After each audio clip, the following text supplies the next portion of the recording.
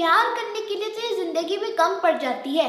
प्यार करने के लिए तो ये जिंदगी भी कम पड़ जाती है। पता नहीं लोग नफरत के लिए टाइम कैसे निकालते हैं। Hey guys, is Agnya Kumar and welcome back to my channel. Friends, क्या आप इस चीज से परेशान है कि जो आप पढ़ते हो और आपको याद नहीं होता? इतने मुश्किल से रट्टा मार मार के आप एक आंसर को याद करते हो और 2-3 दिन बाद वो चीज खाली हो जाती है। आप एक चैप्टर को एक बार नहीं, 2 बार नहीं, 20 बार पढ़ लेते हो, पर तभी भी वो चैप्टर आपको समझ नहीं आता।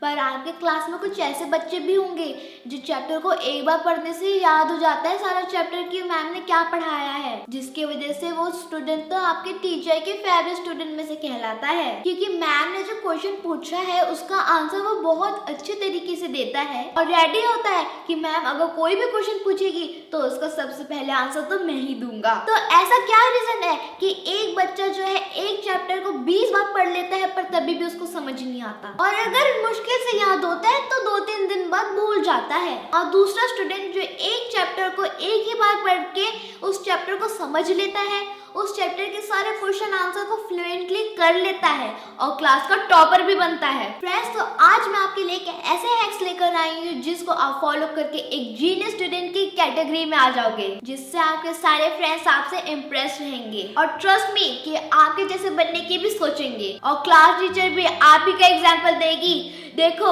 कुछ इससे सीखो। तो फ्रेंड्स, इस वीडियो को लास्ट तक जरूर देखना क्योंकि ये वीडियो आपके लिए हेल्पफुल एंड इम्पोर्टेंट होने वाला है। So let's begin.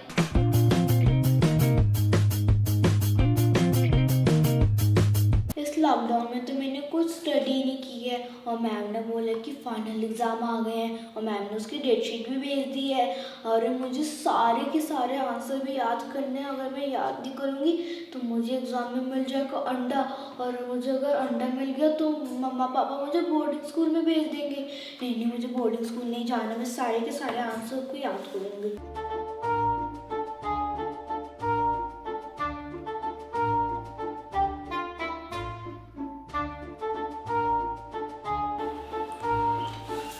चलो नेक्स्ट क्वेश्चन में जाती हूँ। Question number 6।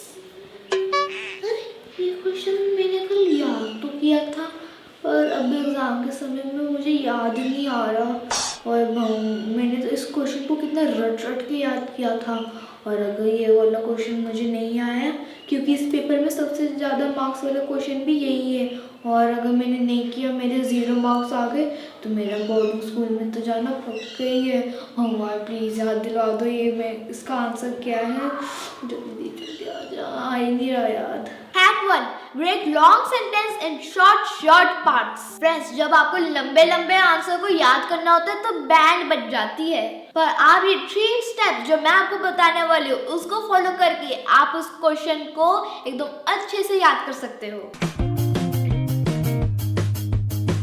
स्टेप 1, बस पूरे आंसर को पढ़ें और आइडेंटिफाई करें।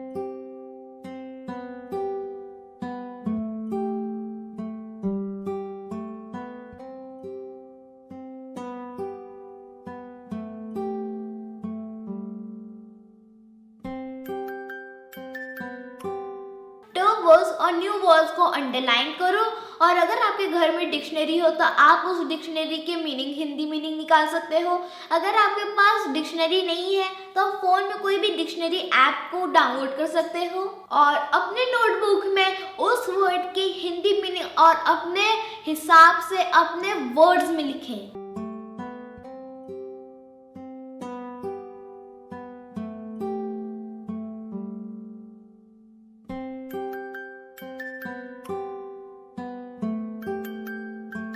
और आप इसे आसानी से समझ पाओगे कि इसका मतलब क्या है। अगर किसी भी सेंटेंस का वर्ड मीनिंग आपको पता हो तो उसका आंसर आपको फटाक से आपके दिमाग में आ जाता है कि इसका आंसर क्या है। स्टेप 2, आप लंबे लंबे आंसर को छोटे छोटे पार्ट्स में डिवाइड कर सकते हैं, एक सेपरेट पैराग्राफ बनाकर, और सेक्शन वाइज नंबरिंग कर सकते हैं, जैसे 1 2 3 4।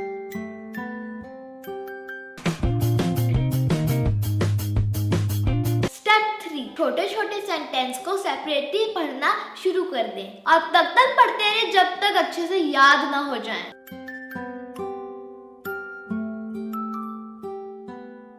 और अगर आपको लगता है कि आपको इस सेक्शन का आंसर एकदम अच्छे से याद हो गया है तो आप दूसरे सेक्शन में जा सकते हैं। Question number 2. Name the following. A. An animal having ears like leaves. Giraffe. B. A mammal that lives underwater. Whale. C. The. और वैसे ही आप सेकंड सेक्शन में जाएं और ऐसे ही आप थर्ड फोर्थ सेक्शन को कंप्लीट करके आप उस लॉन्ग आंसर को एकदम फटाक से याद कर सकते हैं।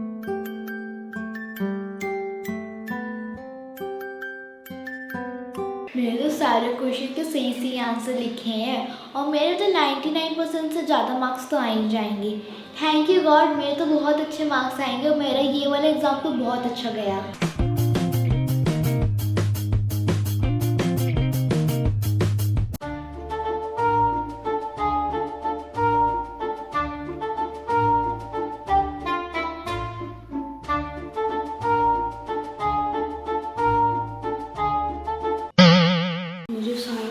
कंप्लीट करना है सारा वर्क जो मैम ने दिया है और मुझे नींद भी आ रही है। पता नहीं मुझे अभी भी नींद आती है। जाके सो जाते हैं, फिर मैं सारा होमवर्क को कंप्लीट कर लूँगी। बहुत नींद आ रही है आज तो मुझे।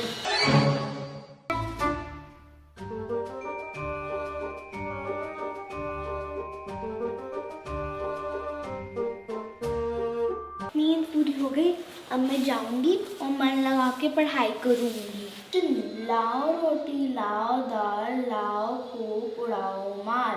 ले रोटी ले दाल, चक्कर लाओ कैसा हाल। खट्टा हुआ जैसे ही मुझे उससे उसी और कहता है नहीं मीठा, खट्टा नहीं मीठा। सब बच्चे आधी आई आंधी आई, अब सो जाओ उठकर चखें। सो जाओ से याद आया, मुझे भी नींद आ रही है। अगर हम लोग पेड़ पौधे में पानी नहीं डालेंगे तो वो सूखने लग जाता है। वैसे ही हमारी बॉडी है, उसे योगा एंड मेडिटेशन के पानी से फ्रेश रखते हैं, बीमार मुक्त कर सकते हैं। योगा करके ना केवल आप रिलैक्स फील करोगे बल्कि आपकी याददाश्त एंड कंसंट्रेशन भी बेटर होगी और योगा हम जैसे स्टूडेंट्स को अपने एग्जाम में अच्छा स्कोर करने में भी हेल्प मिलेगा। यहाँ पे मैं आपको 2 सिंपल योगा पोज दिखाने वाली हूँ जिससे आपको हायर कंसंट्रेशन और मेमोरी पावर में हेल्प मिलेगी। वज्रासन घुटनों को मोड़ने के बाद पैरों पर बैठकर किया जाने वाला आसन है। इसे डायमंड पोज भी कहते हैं। इसे डेली करने से आपका पाचन ठीक रहता है।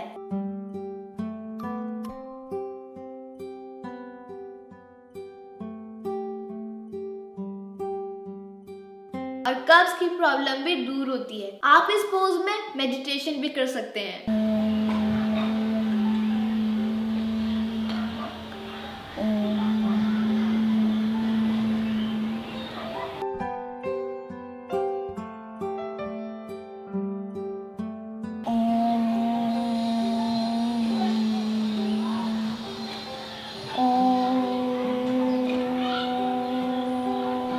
इससे आपके मन को शांति मिलेगी, आपका ब्लड फ्लो इम्प्रूव होगा, आपकी याददाश्त बढ़ेगी। आप इसे 5 मिनट से 15 मिनट तक कर सकते हो। 2. सुखासन। इस आसन को करने से आपकी आत्मा को सुख और शांति मिलती है, इसलिए इस आसन को सुख आसन बोलते हैं। सुख आसन को करने से आपके शरीर में एकदम अच्छा ब्लड फ्लो होता है। आप सुख आसन में बैठकर ध्यान भी कर सकते हैं। यह आरामदायक आसन है, इससे आपके दिमाग, शरीर और आत्मा को शांति मिलेगा। फ्रेंड्स, ये आसन बहुत ज्यादा इजी एंड सिंपल है। हम जैसे बच्चों का जो लाइफस्टाइल है वो ज्यादातर इलेक्ट्रॉनिक चीजें के साथ ही रहता है, जिससे हमारा माइंड भी इरिटेट हो जाता है। पढ़ाई हो या कोई और काम, हम तो कंसंट्रेट कर ही नहीं पाते हैं। इसलिए अपनी बॉडी को और आपकी आत्मा को शांत करने के लिए योगा और मेडिटेशन बहुत इम्पोर्टेंट है।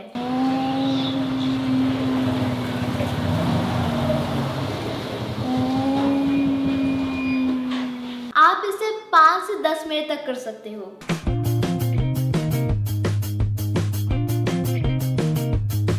लेकिन एक दिन अपने चटकदार हरे ठेले के लिए आइसक्रीम वाला आ गया।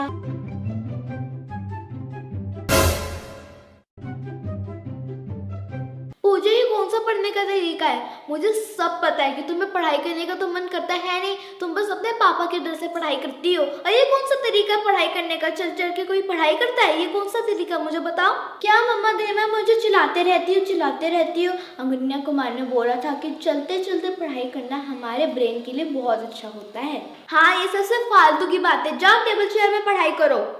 काम धाम करना है नहीं, बस चल चल के पढ़ाई करती है। मेरी बातों में कोई विश्वास नहीं करता। जा रही टेबल चेयर में पढ़ने।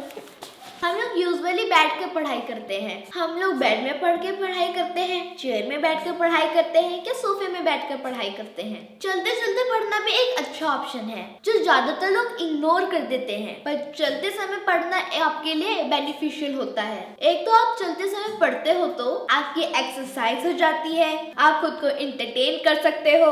आप जहाँ पे भी चलते समय पढ़ो हमेशा ध्यान रखना, कभी कभी डेंजरस भी हो सकता है। कभी ऐसी जगह मत पढ़ना जहाँ पे छत खुली हो, जहाँ पे बाउंड्री ना हो, जहाँ लोहे का सामान आसपास ना पड़ा हो। आप ध्यान देकर चलते समय पढ़ाई करें। आप गार्डन में, रूम में, टेरेस में कोई सेफ जगह को चूज करें। पापा जब छोटे थे तो उनसे अक्सर पूछा जाता था, बड़े होकर तुम क्या बनना चाहते हो?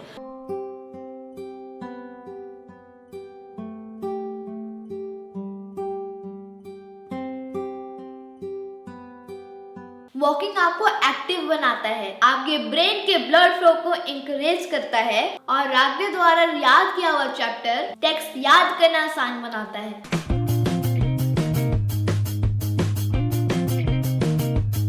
छोटी, आज ना मैं तुझे ए और जेड तक सारे अल्फाबेट सिखाऊंगी, ठीक है? ए बोल बोल मेरे साथ बोलना, ठीक है? ए, फिर B, C, D, E, F, G, H, I, J, K, L, M, N, O, P, Q, R, S, T, U, V and X, Y, Z। चलो मैं तेरे से पूछती हूँ, तुझे याद हो गया होगा, मैंने इतने अच्छे से तुम्हें बताया है, ठीक है? ए के बाद क्या आता है? दीदी ए के बाद आती है डी। नहीं, ए के बाद बी आता है। चलो बी के बाद क्या आता है? और बी के बाद आती है सी, हाँ। और डी के बाद? एफ। अरे नहीं, डी के बाद मैंने तुम्हें बताया ना कि ई आता है। ए के बाद बी, बी के बाद सी के बाद डी और डी के बाद ई। तुम्हें कुछ नहीं आता। अगर आप अपने छोटे भाई के बहन को पढ़ाना चाहते हो तो 1 2 3 के ABCD सॉन्ग के रूप में पढ़ाओ। गारंटी देती हूँ कि आपके छोटे भाई के बहन को याद हो जाएगा, और वो भी मस्ती करते करते। हाँ, और म्यूजिक हमें याद रखने में हेल्प करता है और बच्चों के ब्रेन में चिपकाने वाली जानकारी को आसान बनाता है। इसी तरह आप अपने फेवरेट सॉन्ग जिसको आप बहुत पसंद करते हो और उसे याद करना चाहते हो तो आप उस सॉन्ग को बार बार गाते हो, जिससे वो आपके ब्रेन में चिपक जाता है। और ये टेक्निक आपके आंसर को याद करने में भी हेल्प करेगी। छोटी, तुम्हें पोएम पसंद है ना, तो मैं तुझे अल्फाबेट्स ना पोएम के रूप में सुनाती हूँ। ABCDEFG HIJK LMNOP LMNOPQRST UVWXYZ। अब तो याद हो गया होगा, अब सुनाओ। ABCDEFG HIJK LMNOP LMNOPQRST UVWXYZ। Good छोटी, तुम्हें तो पूरा याद हो गया।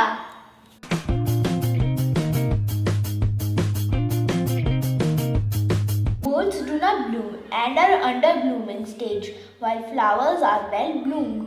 Birds do not bloom and are in under blooming stage while flowers are well bloomed. मुझे तो ये वाला क्वेश्चन का आंसर एकदम अच्छे से याद हो गया है। जब मैं सर को सुनाऊंगी ना तो सर भी एकदम खुश हो जाएंगे, और जब सर तारीफ करते तो मुझे सबसे अच्छा लगता है। चलिए अपनी क्लासेस अटेंड कर लेती हूँ, और जब ये वाला क्वेश्चन पूछेंगे ना तो मैं तो एकदम अच्छे से आंसर दूंगी। तो अरण्या, अब आपसे मैं जो क्वेश्चन पूछ रहा हूँ इसका जवाब देना। बहुत सिंपल क्वेश्चन है, मैंने प्रैक्टिस भी करवा रखा है। आपको इसका क्वेश्चन अगर क्लियर हो गया होगा तो आपको जवाब देना है। पूछ रहा हूँ, what differences do you find between a flower and a bird? Flower और बर्ड में क्या डिफरेंस है? Okay sir, both are always sir याद नहीं आ रहा, मैंने कल याद किया था। मुझे याद नहीं आ रहा है, एक सेकेंड मैं याद कर रही हूँ। सॉरी सर, मैं भूल गई। बेटा एक क्वेश्चन अगन्या मैंने तुमसे पूछा, एक क्वेश्चन भी तुम सही से जवाब नहीं दे पाई। दिन भर करते क्या हो? दिन भर मोबाइल करती होगी। मोबाइल की दुनिया से बाहर निकलो और थोड़ा सा अपने क्वेश्चन को प्रैक्टिस करो, रिटर्न प्रैक्टिस में लाओ, ताकि बहुत अच्छे से आंसर को प्रेजेंट कर सको। सॉरी सर, मैं आपसे सारा क्वेश्चन के आंसर एकदम अच्छे से याद करूंगी। सोची थी कि सर तो मेरी तारीफ करेंगे, पर उसका तो उल्टा हो गया।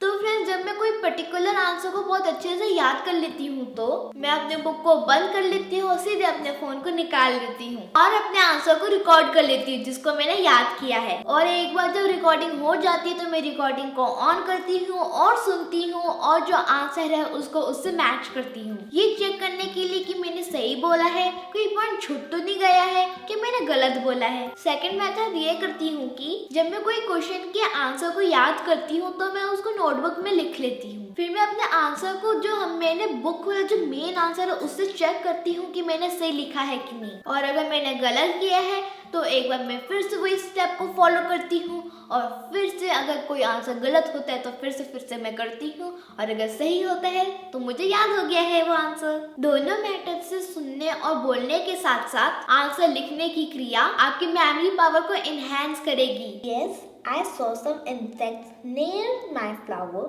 that are butterfly and honey. They come to the flowers because they collect the nectar. याद हो गया है, पर तभी भी मैं ट्रैक करूंगी कि मुझे अच्छे से याद हुआ है कि नहीं।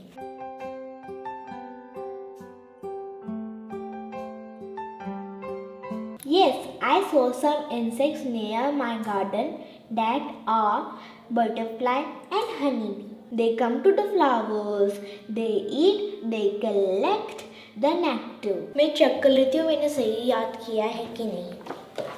Yes, I saw some insects near my garden that are butterfly and honeybee. Come to the flowers, they eat, they collect the nectar. मुझे तो अच्छे से याद हो गए, मैंने चेक भी कर लिया है और अब मुझे एकदम अच्छे से सारे क्वेश्चन के आंसर याद हो गए हैं। Yes, I saw some insects near my garden that are butterfly and honeybee. They come to the flowers because they eat, they collect the nectar. चलो मैं चेक कर लेती हूँ कि मैंने सही से याद किया है कि नहीं।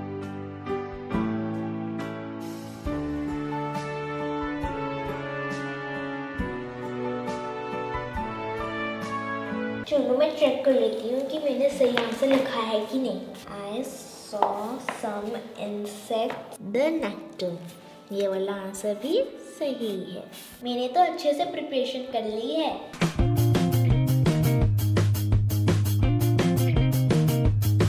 आज तो मैम ने बहुत सारे होमवर्क दिए है, बोला है कि खुद से स्टोरी भी रीड करो और खुद से क्वेश्चन आंसर भी करो। मुझे नहीं लगता मेरे से हो पाएगा, पर ट्राई तो करना ही पड़ेगा। अगर मैं ट्राई नहीं करूँगी और कंप्लीट नहीं करूँगी तो सर मुझे बहुत डांटेंगे।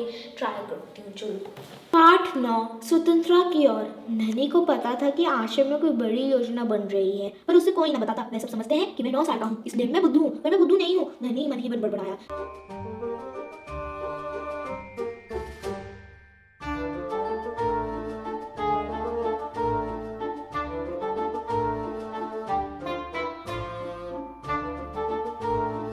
चैप्टर तो मैंने रीड कर लिया है, बहुत लंबा था, बहुत टाइम गया, पर मुझे कुछ समझ ही नहीं आया कि स्टोरी में हुई क्या है। मुझे तो ये टाइटल ही समझ नहीं आया, स्वतंत्रता की ओर। पता नहीं इसका मतलब क्या होता है। इसके क्वेश्चन आंसर्स देखती हूँ मैं, साइड में होगी बुक में। इसके क्वेश्चन आंसर्स हैं ये, पर मुझे इसके आंसर ही नहीं आ रहे। जब पाठ ही समझ नहीं आएगा तो आंसर क्या आएगा मुझे? कुछ तो आ ही नहीं रहा है, छोड़ देती हूँ। बहुत ताकत वाली चीज़ है, मैं तो आराम से जा रही हूँ मोबाइल देखने।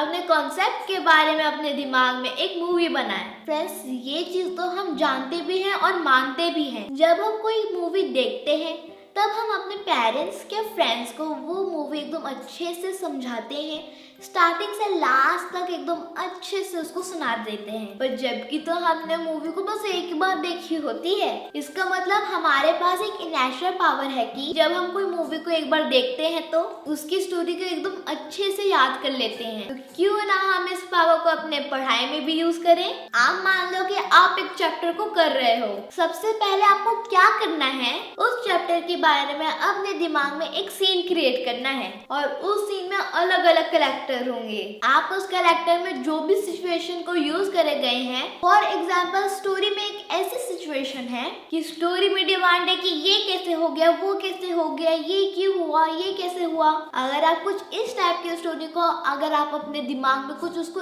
इस टाइप की मूवी में कन्वर्ट कर दोगे तो आपके माइंड में कंट्रोल होगा।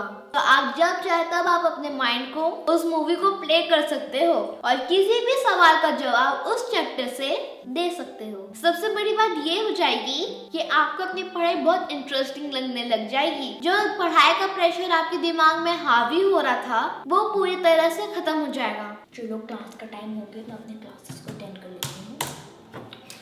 Good morning sir. तो अगन्या, तुमने चैप्टर नंबर 9 पढ़ लिया अच्छे से? सर मैंने एकदम अच्छे से याद कर रखा है और मैं आपको बहुत अच्छे से एक्सप्लेन कर सकती हूँ, जस्ट लाइक अ मूवी। अगर पढ़ लियो तो बताओ, एक्सप्लेन करो एक बार। आज की जो स्टोरी है वो बहुत साल पुरानी है। वो स्वतंत्रता की ओर का एक ट्रिप है जो गांधी जी ने किया था और मैं आपको उसको एकदम मूवी की तरह एक्सप्लेन करने का प्रयास करूँगी। एक बच्चा था, वो 9 साल का था और गांधी जी का जो घर था, आश्रम था, वहाँ पे कोई योजना चल रही थी।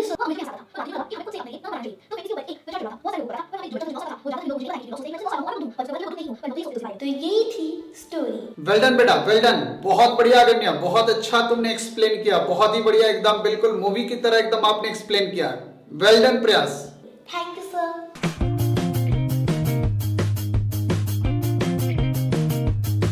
आज सर ने बहुत होमवर्क दिया है, आज मुझे सारा होमवर्क तो निपटा देना है।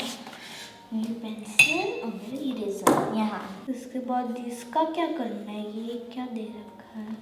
सर ने आज इतने अच्छे से तो एक्सप्लेन किया था पर मैं भूल गई हूँ। अब मैं क्या करूँ, और अगर मैं सर को दिखाऊंगी और बोलूँगी कि मैं भूल गई थी तो सर तो मुझे बहुत डांटेंगे और बोलेंगे तुम ध्यान से सुनती नहीं हो। चलो सॉल्व करने की कोशिश करती हूँ। सही हो गया तो 0 कैसे होगा, मतलब आंसर तो निकल ही नहीं रहा है जो होना चाहिए। सर ने यही क्वेश्चन तो करवाया था, नहीं आ रहा। ये क्वेश्चन तो बहुत इम्पोर्टेंट है, एग्ज़ाम में तो 100% आएगा पर ये मुझे आ नहीं रहा है। और ये वाला जो क्वेश्चन है एग्ज़ाम में सबसे ज़्यादा हाई मार्क्स वाला होगा। ये मैं दूसरी बार ट्राई करती हूँ। मम्मा बोलती है कि 2-3 बार तो ट्राई कर लेना चाहिए क्वेश्चन को अगर नहीं आ रहा हो। हाँ, अगर दूसरी बार ट्राई कर रही हो, ये वाला तो सही हो जाना चाहिए। अभी भी आंसर नहीं निकल रहा है, मैं क्या करूं। अभी लास्ट बार ट्राई कर रही हूँ, अगर इस बार नहीं आया ना तो मुझे बहुत ज़्यादा गुस्सा आ रहा है, मैं सोने चली जाऊंगी। अभी भी मैंने ट्राई किया और ये तो लास्ट बार था, अब तो सही आ जाना चाहिए था आंसर, पर अभी तक नहीं आया। अब मुझे बहुत गुस्सा आ रहा है, अब मैं सोने जा रही हूँ। बाद में अब सर से पूछूंगी और डांट भी खाना पड़ेगा मुझे बहुत ज़्यादा गुस्सा आ रहा है। आप जब भी स्टडी कर रहे हो और अगर आपको लग रहा है कि आपको कोई ऐसे टॉपिक के ऊपर डाउट है जिसे आप सॉल्व नहीं कर पा रहे हो और वो टॉपिक आपके एग्जाम के लिए बहुत इंपॉर्टेंट है, पर आप उस क्वेश्चन के आंसर का सॉल्यूशन करने के लिए बहुत परेशान हो रखे हो, आप 2 बार कर सकते हो, 3 बार कर रखे हो, पर उस क्वेश्चन का जो सही सॉल्यूशन है वो बन ही नहीं रहा है। आप उसे किसी भी हाल में सॉल्व करना चाहते हो, पर उस टाइम क्या होता है कि सॉल्यूशन के चक्कर में हमारा ब्रेन इतना थक जाता है कि सही से सॉल्यूशन को कर ही नहीं पाता। तो आपको क्या करना है, एक चिट ले लेना है और उसमें आपको उस डाउट को लिख लेना है और आपके डाउट बॉल जो आपने बना रखा है उसमें डाल देना है। ऐसे ही आप अपने सारे सब्जेक्ट के डाउट को एक शीट में लिख कर आप उसे अपने डाउट बॉल में डाल सकते हो। जब नेक्स्ट मॉर्निंग फ्रेश माइंड से जब आप उठोगे, अच्छे से रेडी होकर ब्रेकफास्ट वगैरह करके, और उसके बाद जब आप स्टडी करने बैठोगे तो सबसे पहले अपने डाउट बॉल में से एक चिट निकालना और उसे फिर से सॉल्व करने की कोशिश करना। देखना सॉल्व हो जाएगा। हाँ, थोड़ा टाइम तो लग जाएगा आपको, पर मेहनत का फल तो मीठा ही होता है। और जिस टॉपिक में आपको डाउट था उस टॉपिक को आप एकदम अच्छे से हैंडल कर सकते हो।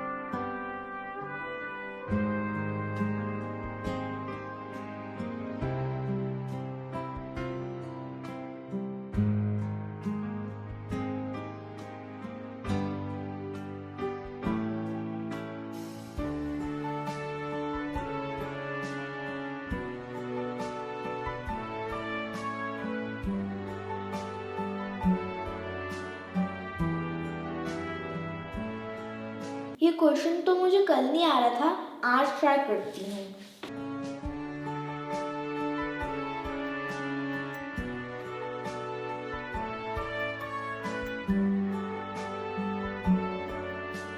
फाइनली मेरा आंसर अब सही आया है। कल तो मैं क्वेश्चन को कितना ट्राई कर रही थी, ये हो नहीं रहा था, पर आज मैं फ्रेश माइंड से इस क्वेश्चन को सॉल्व किया है तो कितने आसानी से ये क्वेश्चन सॉल्व हो गया है। इसी के साथ साथ मैं अपने सारे डाउट्स को क्लियर कर लेती हूँ डाउट बॉल में से। ये वाला क्वेश्चन है।